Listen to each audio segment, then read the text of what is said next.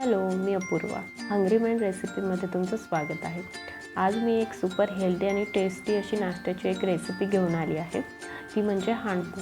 ही एक गुजराती रेसिपी आहे आणि ती खायला खूप चविष्ट लागते. यामध्ये आपण तांदूळ 2-3 डाळी या स्वच्छ धुवून 7-8 तास भिजवून आपण त्याला बारीक वाटून घ्यायचं आणि ते एक फर्मेंटेड असं एक त्याचं बॅटर बनवायचं असतं. आणि हे बॅटर कसं बनवायचं मी तुम्हाला सगळ्यात पहिले मी हे सांगते. एक कप मी इथे तांदूळ घेते. त्यानंतर अर्धा कप आपण चणा डाळ घ्यायची. त्यानंतर 1/4 कप आपण तूर डाळ घ्यायची आणि 1/4 कप आपण उडद डाळ घ्यायची.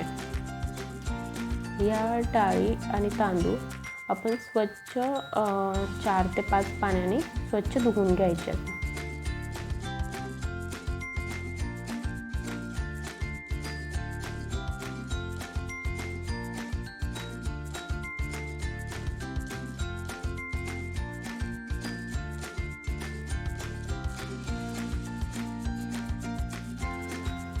इथे मी डाळी धुवून झालेल्या आहेत.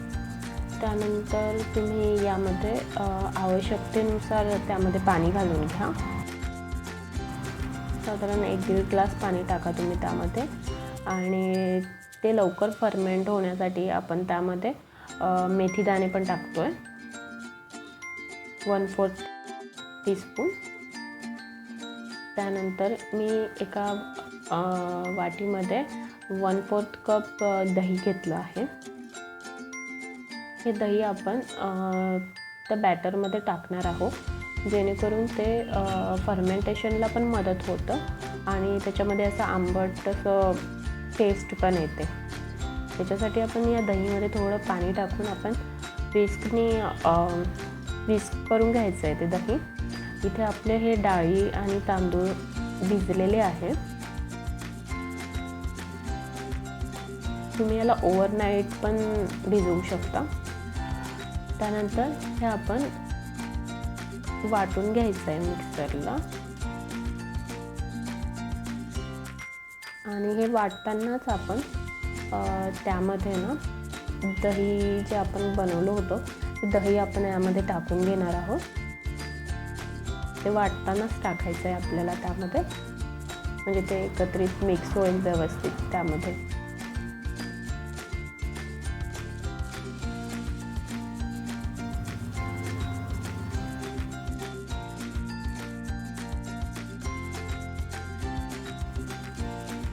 तुम्ही पाहू शकता मी हे कसं वाटते ते.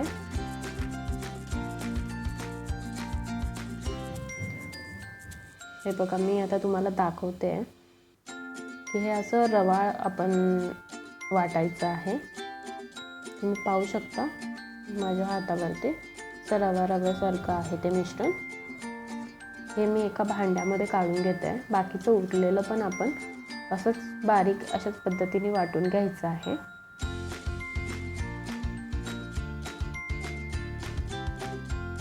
इथे हे आपलं सगळं वाटून झालेलं आहे आणि याला आपण 24 तास एक रात्र म्हणा ते आपण फर्मेंट व्हायला ठेवून द्यायचं आहे.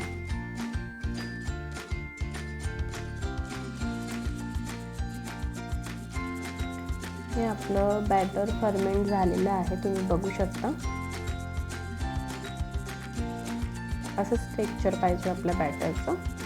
त्यानंतर मी इथे अर्धा दुधी भोपळा घेतला आहे आणि एक छोटंसं गाजर घेतलं आहे. त्यानंतर ही मी गाजर चाळून घेते.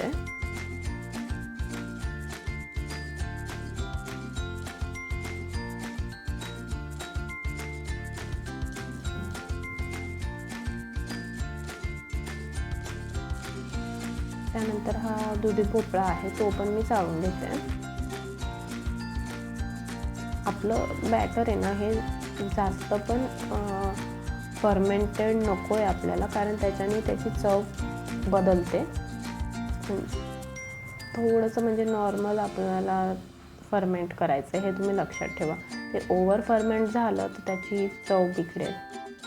आता आपण हे दुधी भोपळा किसून घेणार आहोत. इथे मी दुधी भोपळा आणि गाजर घेतलेला आहे. गाजरही आपल्याला किसून घ्यायचं आहे. तुम्ही याच्या जागी तुमच्या आवडीनुसार तुम्ही भाज्या त्याच्यामध्ये टाकू शकता. कोणाला कॉर्न आवडतात तर ते तुम्ही ॲड करू शकता तुमच्या आवडीनुसार. त्यानंतर या बॅटरमध्ये मी एक छोटीशी वाटी शेंगदाणे घेतलेले आहे. त्याचे म्हणजे जाडसर असे तुकडे करायचे, कारण याच्याने पण एक खाताना जे क्रंच येतो ना तो खूप छान लागतो. त्यानंतर इथे मी हिरवी मिरची, लसूण आणि आल्याला बारीक करून घेतलेला आहे, ते मी इथे टाकते. त्यानंतर आपण यात बारीक चिरलेली कोथिंबीर टाकणार आहोत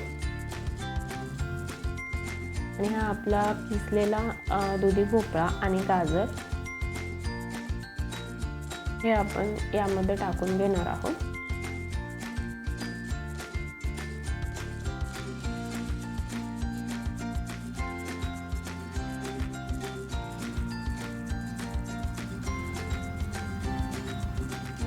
त्यानंतर यामध्ये थोडीशी हळद, चवीनुसार मीठ,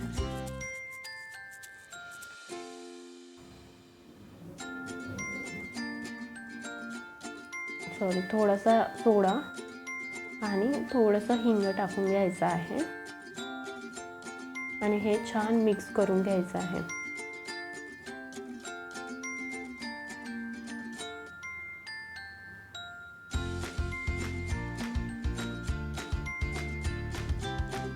तुम्ही पाहू शकता आपलं बॅटर खूप घट्ट होतं, त्यानुसार मी त्यामध्ये थोडं पाणी टाकून घेतलेलं आहे आणि त्याला छान मिक्स करत आहे. तुम्ही त्या बॅटरच्या घट्ट असेल तर तुम्ही त्याच्यात थोडं अंदाजाने पाणी टाकून ते बॅटर व्यवस्थित बनवून घ्या. ते जास्त पातळही नको आणि जास्त घट्टही नको आहे आपल्याला. यामध्ये थोडीशी साखरही टाकून घेणार आहोत आपण. त्याच्याने कसं असं थोडासा गोडवा पण येतो.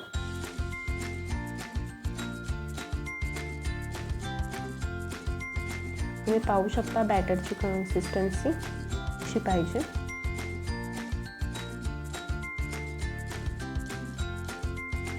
त्यानंतर कढई गॅसवर ठेवलेली आहे. ते तापल्यानंतर आपण त्यामध्ये तेल टाकून घेणार आहोत.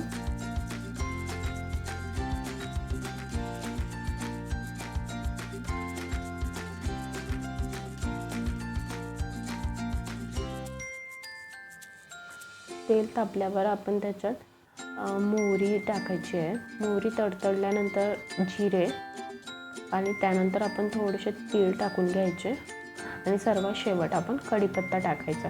ही आपण फोडणी देऊन घ्यायची पहिले आणि थोडंसं त्यावरती हिंगही टाकायचं आपण. आता जे आपण बॅटर बनवलेलं होतं ते आपण यावरती या फोडणीवर टाकायचं आणि ते छान पसरवून घ्यायचं. तुम्ही बघू शकता मी कशी करते ते. त्यानंतर आपण हे 7 ते 8 मिनिटं आपण हे शिजवायचं आहे. त्यावर आपण झाकण ठेवलेलं आहे. तुम्ही पाहू शकता की हे आपलं थोडं शिजलेलं आहे.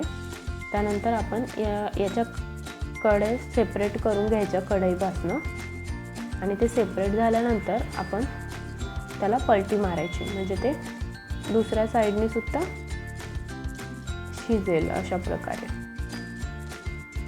तुम्ही पाहू शकता की कसा गोल्डन कलर आलेला आहे खालच्या साईडने. त्यावरती आपण थोडंसं तेल सोडून घ्यायचं.